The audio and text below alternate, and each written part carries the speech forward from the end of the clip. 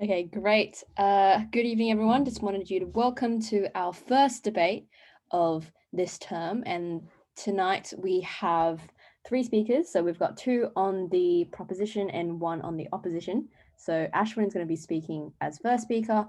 Colin will be speaking as second speaker. They're both on the prop side. And Jamie will be speaking first and second speaker on opposition. Thank you very much for doing all your prep, especially because it is exam season. So thank you very much for doing this, and also thank you to our audience who are watching. So tonight, the motion is that this House believes that media outlets that spread misinformation should be banned. So the structure of the debate will go like this. We'll start with Ashwin, then we'll go to Jamie as the first speakers on both sides, and then I'll open the floor to any questions. So with the questions, feel free to send me a private message, or you can just put it in the general chat, and then I will direct them to the speakers. So it'd be really helpful if you directed them. So say the speakers themselves or prop or op, depending on whichever you think is the one side that you're targeting. So it'll go after the first set of speakers, I'll have questions, and then we'll go second prop and then second op. And then at the end, we'll call for any questions again. Before we start, just thought I'll ask if people want to vote in opposition or proposition. So the topic again is this House believes that media outlets that spread misinformation should be banned. So if you want to vote now for the proposition so that you agree that media outlets that spread misinformation should be banned, please react now.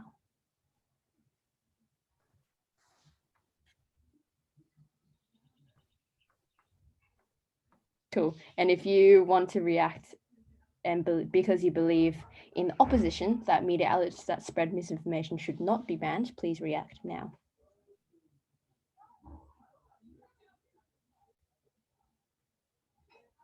Cool. And if you wish to abstain, so neither side, you may also react now.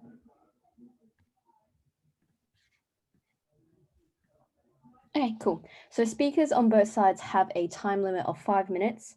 Around 5 minutes, I will probably just interject and let you know to wrap it up. And at 6 minutes, I will meet you. So without further ado, may I please welcome first speaker of the proposition. Okay, hello, hi. So I'm Ashwin, and along with my partner Colin, we'll be arguing in favour of the motion that this House believes that media outlets that spread misinformation should be banned. So it's first paramount that we thoroughly understand what the motion is saying. So we have understood it that misinformation involves information of which facts have been stated that are clearly false or lack evidence. And the side also believes that the motion is aimed at big organisations which spread news to the public, which should therefore have an ethical responsibility to ensure that their audience is provided with factual information. So I'll start by outlining some points on why I believe that spreading misinformation can have a devastating global impact. Then I will develop a framework of how we can tackle this in an unbiased way. Colin will further discuss this and other negative areas of fake news, and also talk about the practicalities about it in more detail. So now, of course, this debate on fake news cannot be complete without a mention of Trump. So fortunately, or rather fortunately for this debate, he's provided us with a great deal of evidence about how the effects of his misinformation have been devastating, which have been spread by various news outlets. So the best example of this is about false facts regarding the election, such as claiming that voting systems have been rigged to inflate democratic votes, which various media outlets such as Fox News promoted. The effects of this had created a destabilizing effect on society, where citizens would read fake news websites such as this, then wrongly believe this was true and spread it to others, which would lead to fake news spreading rife across society. Many people often also believe the first thing they see, and subsequently they will then only look at news which serves to reinforce their ideas, leading to a case where media outlets then start to act as echo chambers. So in some circumstances, it is harder to tackle fake news in society after it has spread. So therefore, we're trying to tackle the effects of fake news spreading now rather than later. And so the effects of fake news spreading throughout society has been clearly demonstrated. So it's contributed, as I'm sure you're aware, to the Capitol riots, which is disastrous on so many levels for America. And so the soaring levels of fake news has also meant that less and less Americans appear to trust the media, which is backed up by a survey by Gallup, which found that Americans who had a great deal or fair amount of trust in the media dropped from 53% in 1997 to 32% in 2016. This has clear disastrous effects in society when people cannot trust anything they read, so they are misinformed about real facts, which ultimately sows chaos among the public. Furthermore, newspapers spreading fake news about wild vaccine conspiracy theories with no evidence of taking lives due to creating a generation of people who are now against taking the vaccine, which is dangerous for themselves, the wider population, and also prolongs the pandemic. So these issues do show how it is vital that in any modern community, media outlets should be responsible for spreading factual information. Therefore, me and Colin have come up with a framework on how best to achieve this in a way that remains unbiased. Colin will delve deeper into the solution, but I will outline the key principles. Our mechanism consists of 4 stages. The guidelines of this will be drafted by an independent, unbiased committee made up of an assembly of the public, along with academics and experts in the field. So stage 1 of this process aims to promote media outlets that provide its population with factual information by a verification process, so public trust of factual articles can increase. Stage 2 adds an anti-verification process to alert readers of any potential misinformation in news with a link to verified information on the same topic, which is especially relevant for topics such as vaccines and election rigging. And step 3 allows the public to report a media outlet if they suspect it may spread misinformation. And finally, and most importantly, step 4 involves fining, suspending, and in extreme cases, banning certain media outlets if they promote incorrect information knowingly and repeatedly, with a ban more likely if it has the ability to harm the population. So this is a final step that is not taken lightly and will be carried out with an enhanced jury in court made up of the public as well as specially trained experts. And so I believe this is truly necessary to combat the epidemic of fake news that we have currently before it gets too serious. So this concludes my speech, and thank you for listening. Right, thank you very much, Ashwin, for first speaker proposition. I now open the floor to the first speaker of the opposition, Jamie. Okay, so I guess I'll get started. First of all, I am not going for 1 second to say that fake news is a good thing in our society. It's very evidently clear that fake news is a problem that affects our society today.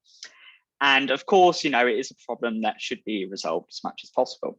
However, I believe where the opposition and the proposition disagree on this matter is whether or not banning is necessarily the best way to resolve this. It is interesting what the proposition notes as their scheme to resolve this issue, most of which I don't believe actually concerns banning. Now, obviously, the statement contained within the question is this House believes that the way to resolve media outlets that spread disinformation is banning. However, much of the proposition's guidelines on how we should actually resolve this issue sees banning only as a last result. Now, of course, that might be an okay idea, which I will get to later in the speech. But the problem is it doesn't really necessarily conform to what's being asked in the question. The question necessitates banning as a solution to these problems. And of course, in their proposition, banning is only the last resort to the issue.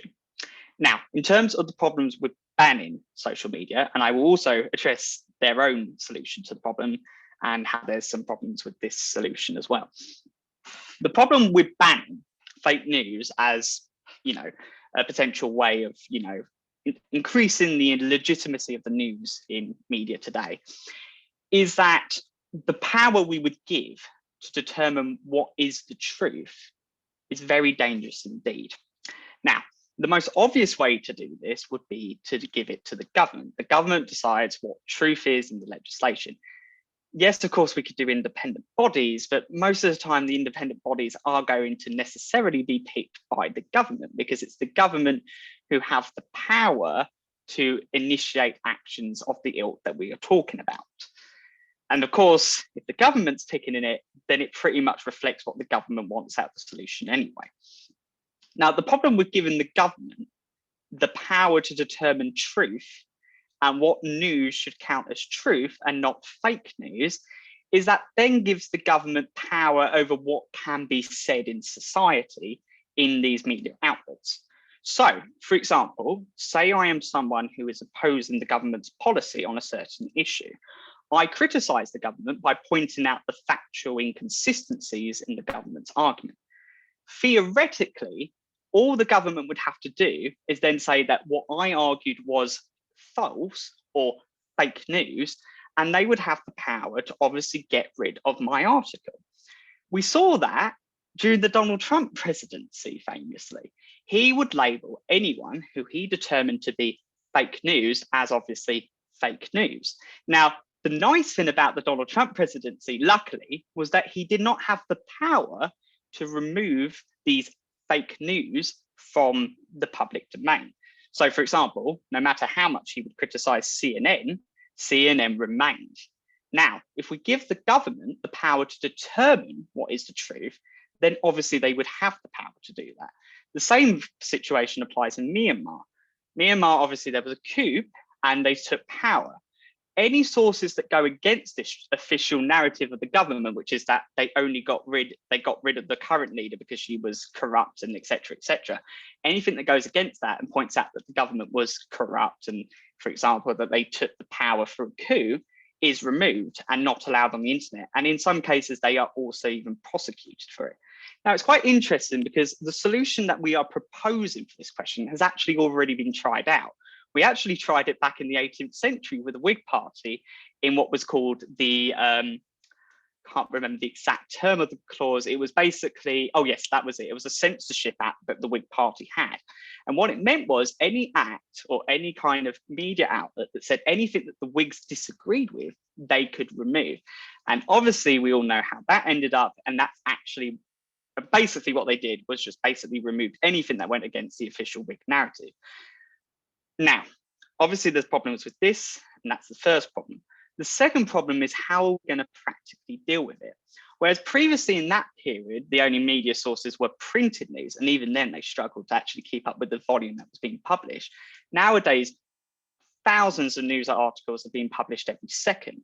Now, how are we going to deal with this and determine which of these is fake news and which of this is real news? Now, of course, the proposition of advocated this approach where members of the public could say what they believe is fake news and then report it.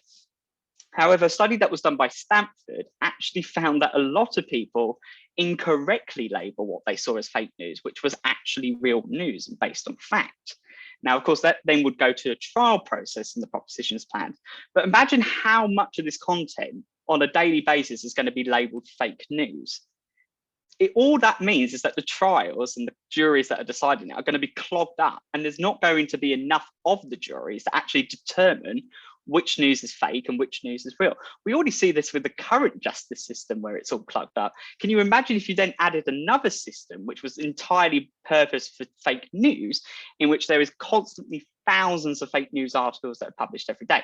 Now, of course, they are talking about major media outlets here and not just your run-of-the-mill Breitbarts or whatever that are, fake news companies and are very well known for being fake news companies. But even then, we see on a daily basis that people in the newspapers actually publish things that turn out to be completely factually inaccurate. I mean, one only has to look at the Times every couple of weeks and they've put something out that seems completely inaccurate. Even the Guardian does that to a certain extent every couple of weeks or so. So if we're going to do this for every single news story that the members of the public determine as fake news, whether printed or online, then that's just going to lead to a whole clog in actually the working and the functioning of the system. So I've outlined why I think practically it will not be a good idea to do these plans. And as I continue in the next bit, I'm going to talk also about the potential dangers furthermore. And I'm also going to talk about how I don't actually believe that the problem is fake news. Okay. I believe the actual problem is partisanship in our society today. Great. Thank you very much, Jamie, for being the opening speaker of opposition. May I remind everyone in the audience and also the speakers to each other as well, if you do have a question for the opposition, or any of the speakers, please do send me a message. I do have some questions. Let me just read them out. Okay, so firstly to Ashwin, first proposition. You mentioned all the negative effects of fake news, but why specifically are media outlets the ones who are responsible? Great. Okay. So yeah, good question. So media outlets are responsible rather than sole individuals by the nature of how many people that read their media. So if we're looking at a big newspaper like the Times, which has an audience of I'm not too sure, but probably like hundreds of thousands of people or whatever, it's going to cause it's going to affect a lot more of the population than single people who may just be expressing their views and people may dismiss. So for a newspaper which people read and they want to get their factual news from, it's just very important that they provide news that is factually correct. So I hope that answers that point. Great, thank you. Does opposition want to respond? Yes. Yeah, I just had a question more for the proposition as well. Obviously, the question that's just been asked makes a good point. But also, most of fake news that people encounter on a day-to-day basis is not actually from printed media, or at least from trusted sources of media that you find on theguardian.com, etc., etc. It's actually on Facebook that a lot of people actually encounter these fake news stories, and often from very small scale news companies that just but not news companies, they're normally individuals that just make up fake news stories for profits. So a lot of, for example, the fake news about the US election actually comes from, for example, Russians or Rome. There's actually quite a lot of evidence that there was a lot of people who were writing these fake news stories from Macedonia and also Romania, which was quite interesting. So in terms of that, how would we solve that issue in terms of these more lower scale media outlets? Are they going to be included in this legislation? Because from what you've indicated earlier, they wouldn't be included in this legislation. Okay. So am I allowed to answer this, or should I? Okay. So in regards to the problem on Facebook, as we've just mentioned, is more down to individuals making posts that are then seen by others via a media outlet. Our position on this is that if there is an individual who is making a post that is maliciously misinforming, so with intent type thing, this is a fact that they know not to be true, then it is still being spread on a platform. And the platform is the responsibility of the media outlet to keep free of misinformation. So if this was to happen in a pattern, and the pattern was either observed by a proposed system of either public reporting or if there was an algorithmic approach, then the outlet would face punishment for giving the individual a platform to make misinformed views, because then the outlet is spreading misinformation. We do think that due to that, by its own nature, that will force outlets to develop their own sets of regulations on how to deal with individuals making posts regarding misinformation. Facebook and Instagram and Twitter have sort of been doing that since October last year. Yeah. Cool, thank you. I have one question for the opposition. You spend a lot of time arguing why governments should not have the power to remove articles, but this debate is about media outlets. Okay, so in terms of just media outlets that spread misinformation, well, again, I mean, it's a similar point with this House believes that media outlets that spread misinformation should be banned. So rather than articles being banned, we're actually getting to a higher level where media outlets are being banned. And I would argue that's even worse than just individual articles getting banned. Theoretically, it would give the government or whoever is in charge of this body, say the independent body, which I'm not entirely sure would be that independent anyway, but it would give them the power to ban these media outlets. So theoretically, if Boris Johnson decided that he had enough of The Guardian, for example, spreading misinformation about his ministry, all he'd have to do is point to the legislation and say, well, The Guardian keeps on spreading misinformation, therefore we should ban The Guardian. And that could be extremely damaging to our democracy, perhaps even more so than just banning individual articles. So I think it's an even more problematic aspect if we do extend that to media outlets. And I do apologize if I focus too much on articles. What I did mean to say was more media outlets rather than articles individually. Does the proposition wish to respond? Yeah, so I just want to make a couple of points. So the first point is mainly that you're saying about the committee, that you think that there is an element of bias in it, but the method that we aim to form the committee means that by getting a range of opinions from the public with no input at all from the government, and this will be made up by people from the public and other academics. And this has worked well in the past because it had a similar thing had been done with the Climate Assembly, where a range of people from the public got together to voice their opinions about what they wanted the government to do to tackle climate change. So there is a way that this could work out. So that's the first thing.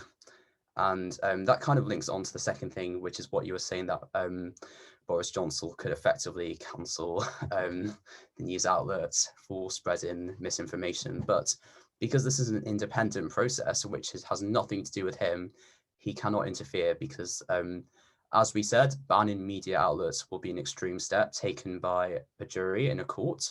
So this would all be very public and open, and the decision would be decided by public people and academics rather than himself. And I'll allow one more response from the opposition. Okay, cool. Okay, in terms of the independence of the body, the problem I have with it is in order for the independent body to have the power to actually ban fake news outlets and media outlets, is that they would have to have some kind of legislative backing in order to do so. Otherwise, we just risk people just anarchically trying to get rid of these media outlets without any backing from the legal government. And of course, the way that the UK Parliament works is if you're going to get that legal backing, it's got to be through some kind of form of statute, which means then the power to dismiss these media outlets effectively still does come from the government. And of course, the problem with having an entirely self-appointed body by the people who are separate from the government, et cetera, I mean, first of all, who's going to organise that? Who's going to be the ones who pick who's part of this committee? Theoretically, they could have their own ends and agendas as well. Secondly, I'm not sure, in the same way with climate assemblies, you can have an unbiased body, for example, that you can really have the same extent with fake news. Most people's perceptions of fake news are clouded by their partisan lean. So, for example, in America, if a Democrat sees a pro-Clinton article in the 2016 election, Stanford found they were much more likely to believe that. Whereas if it was a pro-Trump article, they were much more likely to believe it was fake news, even if the articles actually were true. So the problem is we would be affecting this independent body, even though it was independently selected, if it was, because we would already be going into it with our preconceived notions of agendas, etc. Also, I'm not sure academics are necessarily the best people to ask. They are normally quite well informed, but again, they are also occasionally clouded by their own biases. And also, if we ask academics, we are going to have a kind of left lean in terms of this body because academics traditionally lean left.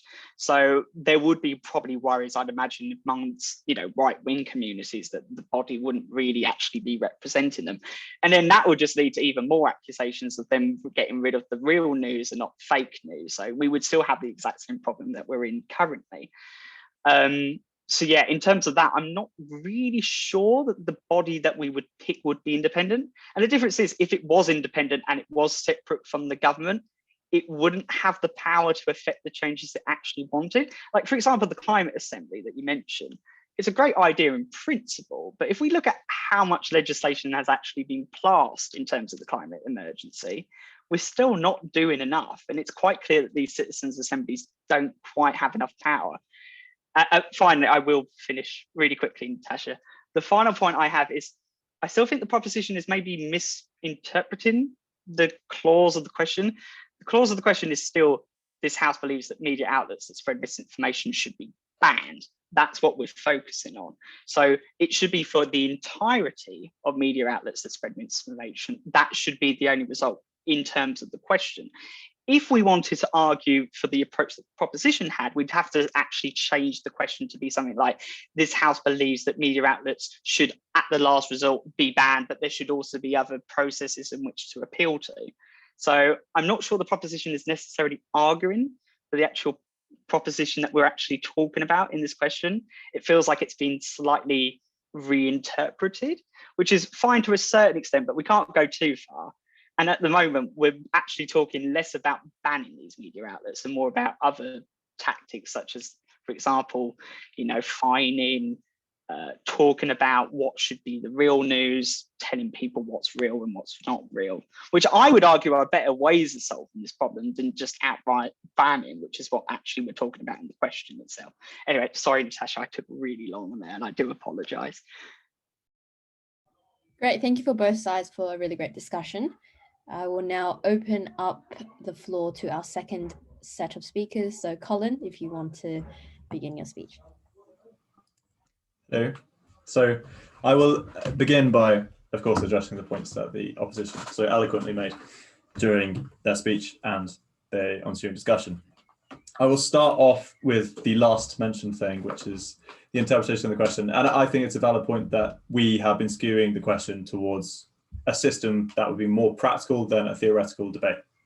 So I think if we're going to interpret this question as media outlets that spread misinformation should be banned, it should be media outlets that systematically, routinely are doing a pattern of maliciously spreading misinformation should be banned. So it's not someone's made one bad news article. It's not a pattern. It might not be malicious. It might be an accident. And I think that this is similar to what we're saying, if that makes sense, because we're saying that this is now a last resort case. However, it lets us ignore all the other stuff below it. So why should they be banned rather than another method? I think there's a few points here. Firstly, I'd like to mention that everyone basically, in our nation at least, finds news through the internet or through television or some form of digital media. And that increases accessibility, which is a fantastic thing, but it also means there's a large range of vulnerability, such as those in the elderly population and young people. And that means that along with individuals, normal individuals who are susceptible to believing the first thing they see, there's also people who may even more fervently believe the first thing they see due to being more vulnerable. Then any practical system that gets rid of misinformation does have a time limit. So there is no way that someone will make a post and 2 seconds later it will be taken down. No algorithm should probably be given the power to do that, which I'm sure will be a contested point. So that means that if there is some misinformation posted by an outlet that is believed and it's not banned, people may see it and they may believe it. And then when it's taken down, they may be affronted by that and see that as more validation, as they might see it as censorship. Oh, the government didn't want me to see this, even if that was not in fact the case. I believe that is a valid reason for media outlets to be banned, given the extreme measures that can come from misinformation, such as the deaths caused by the Capitol riot. If you just look at that, people died because of misinformation, separate to the fact that a stronghold of democracy was attacked because of misinformation. If you look at the fact that Trump encouraged people to take not supported medical techniques to cure themselves with coronavirus, that people may have done. Another risk is that in a Western democracy, having fake news gives a certain degree of agency for other nations to increase their level of censorship. Syrian leader Assad said that we were living in a time of fake news, and he used that to squash human rights violation claims for killing prisoners at a Damascus prison between 2011 and 2015. It can have severe consequences. The other thing I'd like to say is I agree with the opposition that you cannot have an unbiased body in this world. But where I disagree is I think we need to do the best that we can. And a jury, an enhanced jury of a wider selection, or having a committee to operate a verification process for information. So sort of two separate things. If it's an extreme, for banning, we'll focus on having a jury that is informed by academics in the sense of academics giving testimony as to why they think something is misinformation in an extreme case of court trial. This should be banned because this is clear misinformation. It's the best we can do. I also agree that the legislative backing that needs to be provided for that system to work is dangerous because it has to be fronted by a government, which in this country almost results in one person making one decision and enforcing via whip. However, I think that's overlooking the accountability and increased scrutiny that the digital age and the widening of education has brought since the Whig example mentioned earlier. That is why I think that it is the best solution. And I think the best solution is necessary because banning is necessary due to the extreme financial costs, potential loss of life, and promotion of social instability that misinformation can bring.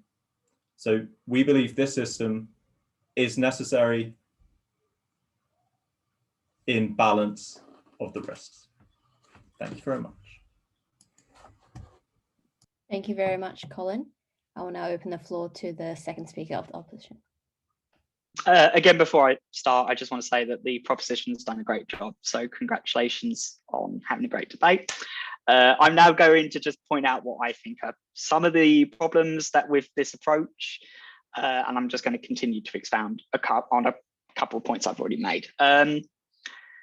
First of all, I'm glad that the proposition have noted that it is a dangerous proposition to argue that the government should have some kind of role in this affair, which they almost inevitably will have to do. And I really like the example, although sad, but it does really help with my argument of the Assad quote in terms of how he tried to cast people who opposed his regime as fake news. And I think that perfectly demonstrates the problems with giving the government the power to determine who is telling the truth and who is telling fake news, and how a government could quite easily use this power for its own ends to silence dissidents and to silence anyone who would critique the regime. In terms of the jury approach, I agree it's probably a better way of operating than using the government to decide these issues. But again, I just don't think it's practical to use this jury. Thinking about the volume of cases that this body is almost inevitably going to have to see, particularly if we include outlets like Facebook, where there is thousands of fake news stories every day, they're simply just going to have too much to handle. We already see this with the criminal court, how they have too much to handle. And the problem is these kind of trials would last forever. They would last forever because we'd have to determine the exact nature of the truth. Furthermore, we'd have to determine whether or not a trial needs a full assent to whether or not this was fake news or whether it would just need a majority, etc., etc. The problem is we know criminal and even civil cases take forever in the court system. That's why partly it's so backed up, and also due to government ill spending and stuff like that. But the problem is this is almost inevitably just going to translate to this fake news trial body. It's just going to have the exact same problems. Furthermore, I would even argue that in some ways, media outlets that spread misinformation might sometimes be misinterpreted slightly.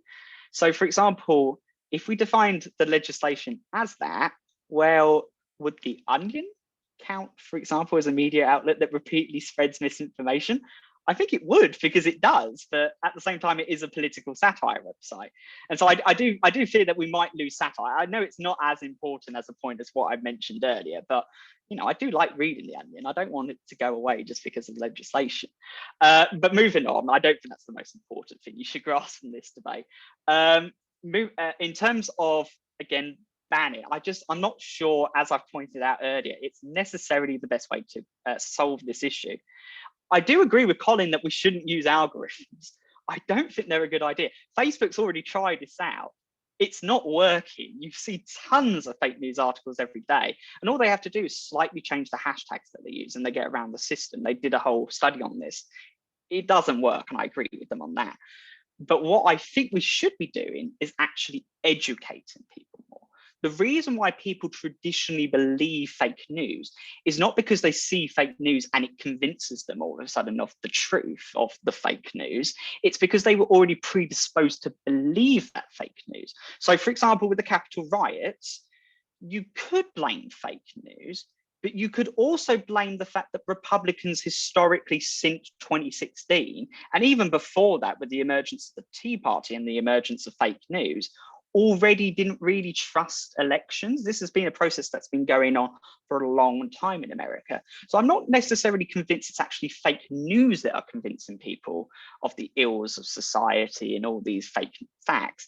It's more just the fact that they're already predisposed to believe in these ideas. That's what's convincing people. And I think that's a much easier issue to address than just outright banning everything that could potentially come across as a problem, especially as I mentioned, because of the problems that it could be used by a government or even by a jury that doesn't actually fully understand its responsibilities, goes in with a cavalier approach of, well, I don't like this fake news story, so I'm just going to get rid of it, regardless of whether or not it's actually truth or not. So what I would recommend as a solution to the problem of fake news is rather education, both in two aspects. The first aspect would be fact checkers that would check these news stories. I agree. It won't be able to see every single fake news story, just like how the jury won't be able to see every single fake news story, but it would potentially help. And I think it would be a lot easier and a lot less time to just quickly fact check an article and put it on the article to say, you know, this is basically misinformation and you shouldn't believe it. The second point is to educate the wider public more of the dangers of partisanship and of only getting your news sources from one particular source or whatever conforms to your actual belief. And it's this problem that we just aren't educated enough in the entirety of the world, to be honest, about politics. You know, people don't really get educated on how politics operates into this country, what things are true, what things are false. Now, there could be problems like who determines in this course what is true and what is false. Yep, and I will wrap up. But the point is, it's probably a lot more easier than just banning it, because that wouldn't risk to the same extent a government going in and just completely being tyrannical and just getting rid of any potential sources of misinformation. So again, to wrap up, I agree with the proposition that fake news is a bad thing and it needs resolving in this country and across the world, but the solution is not banning, it's educating. Great, thank you very much for both sides for a wonderful debate and discussion. Again, if anyone does have questions, please do put it in the chat. So I have a few questions for the proposition. So regardless of the practicalities of your proposed model, whether there's a jury or an expanded jury or whatever, why should the freedom of the press be limited in this case?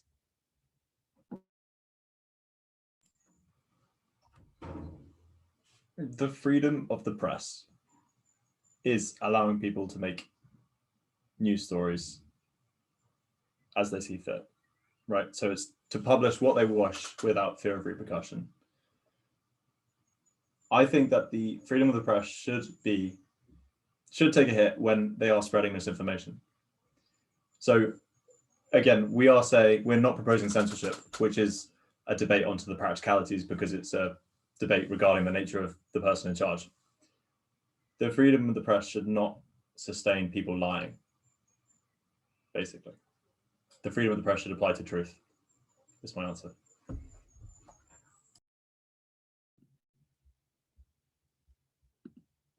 Does anyone else want to add anything more? Sure, Jamie. Sure, I kind of agree. I do believe the aim of the press should be to spread the truth. We shouldn't really be allowing the press to just willingly just spreading misinformation to the people. My problem with that is just, again, who determines the truth in any particular scenario? I mean, in an ideal world, we'd have a body and they would know exactly what was true and what was false, but the world just unfortunately doesn't work like that, at least in the way that it worked practically. Again, as I pointed out earlier, if a jury decides it, we're going to be there forever. It's going to take forever for them to decide what's truth and what's not, particularly if we go for a jury process, as it normally is done. And then even then, as we're saying, we're going to have to discuss the validity of these claims, et cetera, et cetera. And furthermore, as I pointed out, this program is it's certainly going to need some form of government backing. And if the government are the people who are deciding the truth, that just makes the state even more powerful than it already is. And it's already very powerful. You know, it has a lot of control in our lives. And if it also gets control over what is the truth and what people can say, lest they be banned from being able to say these things, and, you know, even more so, you know, extra things like, for example, imprisonment. I'm not saying that's what we're debating today. I mean, that isn't part of the question, but you could theoretically see this power being extended to that. Then I just think that's a really damaging precedent. And I just don't think it's worth the risk to potentially damage, as the question says, the freedom of the press, just so we can get rid of some misinformation that we could probably solve in a much better way in other ways. Great. Does the speakers on each side have questions for each other? Otherwise, I've got one more question for both sides.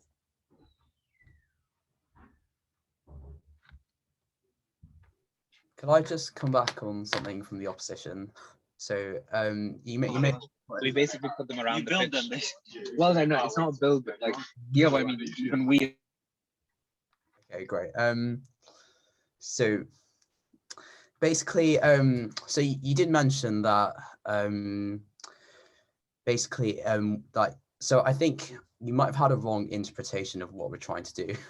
So from from I gathered from what you were saying that you were thinking that we want to ban like misleading information, but what we're trying to do is we're trying to restrict factually incorrect information rather than opinionated information. So we understand that people can draw different conclusions from various like events, and that's okay. We're certainly not looking to restrict or ban any of that. But what we are looking for is to like take action when there's information which is actually proven to be factually incorrect. So I'll give you one example now. So I'm sure you're aware of Boris's claims around his bus during Brexit, saying that £350 million would go to the NHS every week. And we know that is actually factually incorrect. So what we are trying to say is if a media outlet did say that £350 million was going to be spent on the NHS and it wasn't, then this is factually incorrect information. Is that's what we're trying to say. We're not trying to censor or anything like that for opinionated information. So I hope that makes sense. Yep, I'll allow a response. Yeah, sure. Completely agree. To be fair, I meant what Ashwin was talking about, misinformation, not opinionated beliefs. And I completely accept that point. But even with the Boris Johnson example, now we know it's all false. That's agreed. But it did take a while for us to find that out. They had to do a lot of research into, for example, how the European Union works, how budget deficits work, and that needs explaining to the public, you know, exactly. We all know the European Union is a very complicated body. So even with something like that, which seems quite simply incorrect, that did take a while to determine. And it did need a lot of experts to come in and actually give their opinion on the matter. So again, say we do put that to a trial, again, that is going to take a fair amount of time because people have to do research into whether or not the fact is actually true, etc. Then they need to be able to explain it in a way that is easily understandable, because again, they're going to have to convince a group of common peers that this is what is the case. So, you know, people that aren't going to be experts in these fields that they're going to be discussing. So again, even if we take that approach, I still think it's going to take a lot of time. And again, just in terms of the volume of cases that are going to have to go in front of this body, plus the time that they're going to have to spend researching and, you know, actually discussing these issues to people, I just think it's going to end up being very time costly, and you're going to get lots of delays, and it's just not going to work as a proper system. That's why I think it's much better to actually go to the actual source of the problem and just make sure that people are much more educated about these issues in the first place, so they don't actually get convinced of these falsehoods.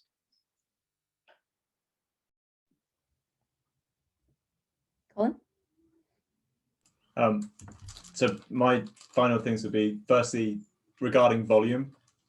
You mentioned how like Facebook sees thousands of fake news posts every day.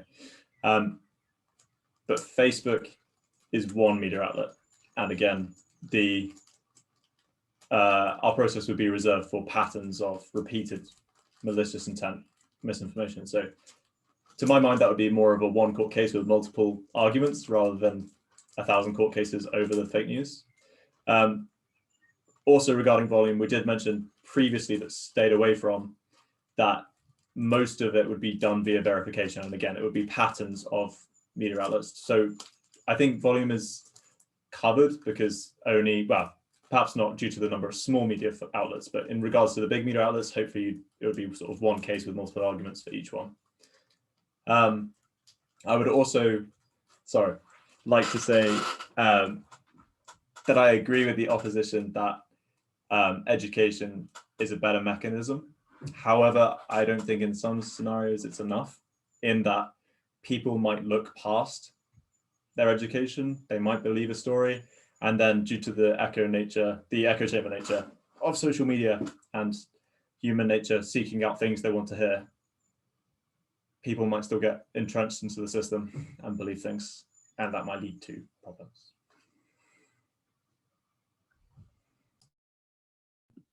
Jamie? Sure. Yeah, first and all, in terms of the latter aspect, in some ways, I think the press is quite useful in this regard of actually educating people to make sure that they don't fall into these traps. I just think it needs to be a more systematic approach. We need to be able to teach people that they should read more widely into these issues, that they should read from sources that they don't necessarily agree with. That's kind of what I'm trying to make sure doesn't happen, is that we don't go into the similar patterns that we already do of falling into these bubble, chambers, etc., etc.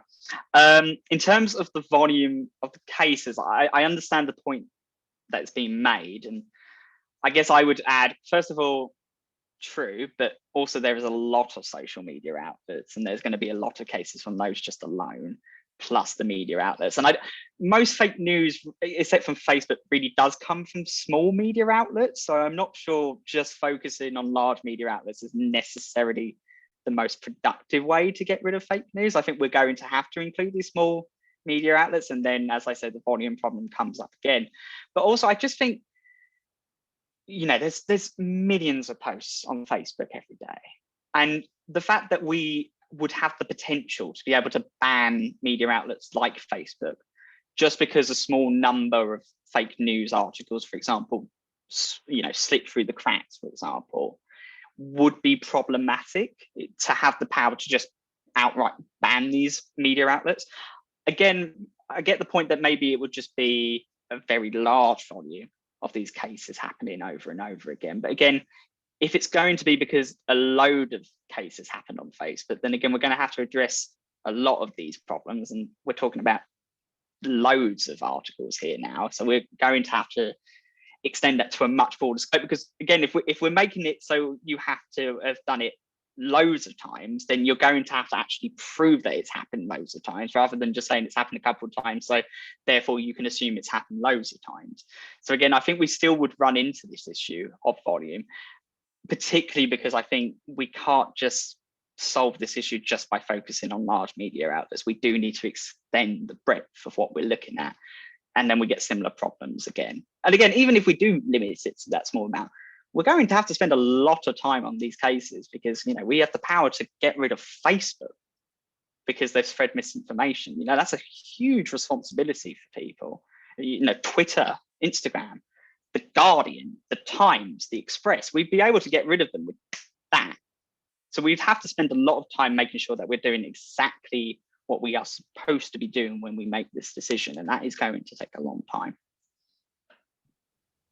I will allow one more response from the proposition if they wish to take it.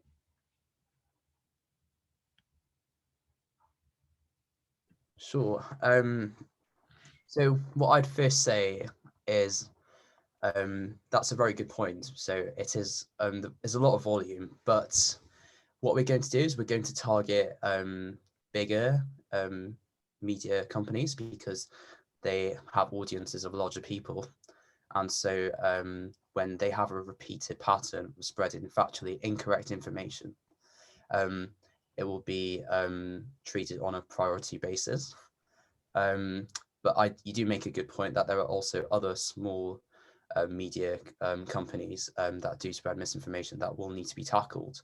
So we do plan to have it investigated by an independent committee, as I said, which then if the degree of misinformation is high, then it will go to courts, which I do get is expensive. But the main thing I want to say is the effects of false information is also very expensive, especially due to the Capitol riots, which have cost the economy a lot of money, kind of destroyed the reputation of the economy.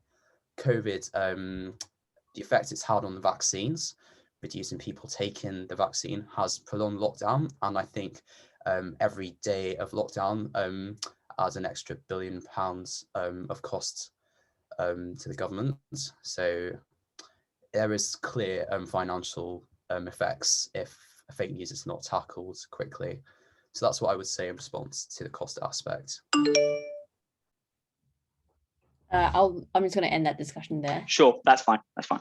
But yeah, really great discussion. So before we wrap up, just like maybe both sides. So Ashwin and Colin, maybe like 2 sentences each. Ultimately, why you think your case has the best case scenario in terms of tackling fake news. So if Ashwin wants to say 2 sentences, and then Colin, and then I'll open it up to Jamie. Yeah. So what I would say is, I mean, you've seen firsthand what are the harms of fake news, and we've seen the devastating impact that it can have across society. And many people often are sucked into fake news because they might not be aware of the time it's fake. And they will then have be ingrained in this tunnel vision. So they'll read more fake articles, and this will spread to more people. And then soon the whole population is reading fake news, which has financial and human costs to society. And so we believe this needs to be stamped out. And it's gotten to the stage now where, unfortunately, for some media outlets that repeatedly spread it, the only thing we can do is ban them after carefully doing it carefully by using as independent a committee as we can. We feel that is the best solution to take, in effect, to stop this the effects of false information. Thank you, Colin.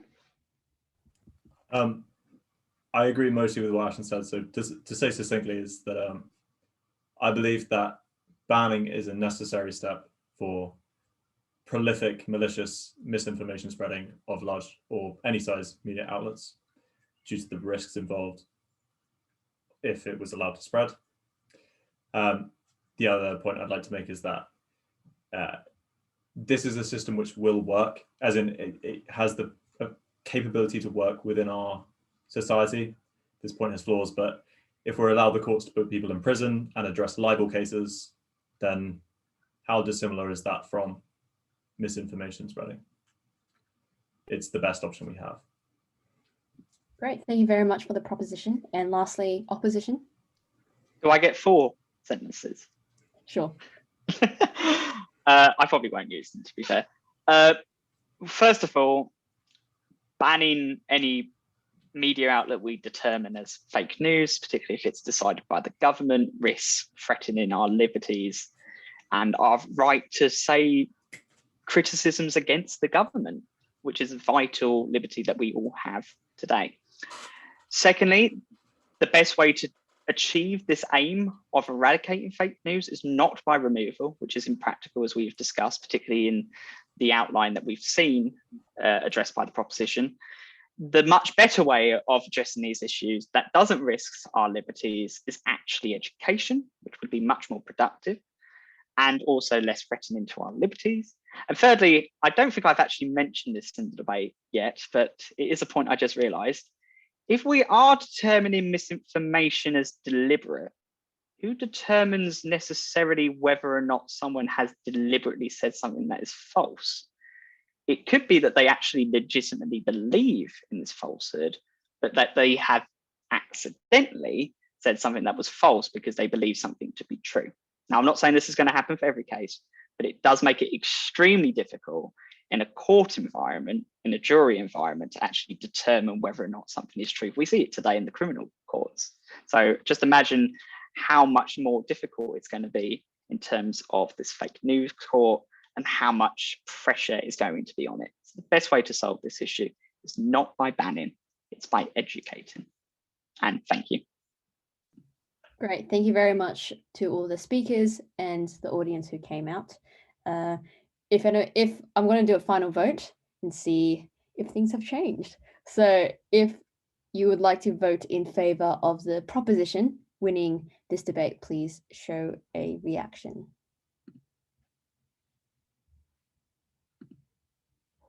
Great. And if you would like to support the opposition, please show a reaction.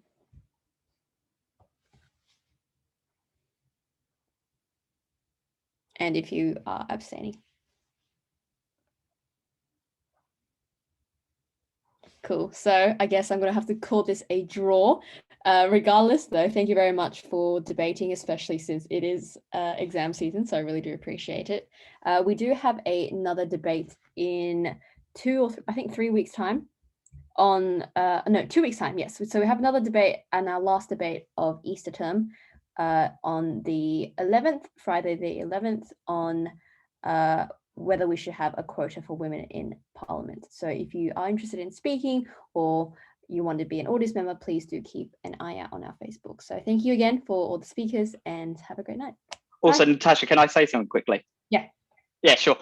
If you're interested in joining the Fitzwilliam Debating Committee, we are looking for members to join, particularly in terms of speakers officers. At the moment, it is just me trying to find speakers officers and the rest of the committee, obviously. But the more that we have, the more fun we can have in terms of committee, in terms of finding new debaters from a whole range of diverse backgrounds who may not have debated before. So it would really be appreciated if you could join our committee. And also, it's a lot of fun. We have a lot of fun on this committee. Debating is really fun, as we saw in this debate today. So if you're interested in joining, please just let me or Natasha or anyone on the committee, including our Facebook page, know, and it will be greatly appreciated. And again, if you're interested in the debate in the next 2 weeks, do the exact same thing. Just let me, Natasha, or the Facebook page or any of the committee know, and it will be greatly appreciated. And thank you. Yeah, thanks very much, Jamie, who is our speakers exec. So yeah, if you do have any questions or want to know more, message any of us. Okay, great. Have a wonderful evening. Thanks, guys.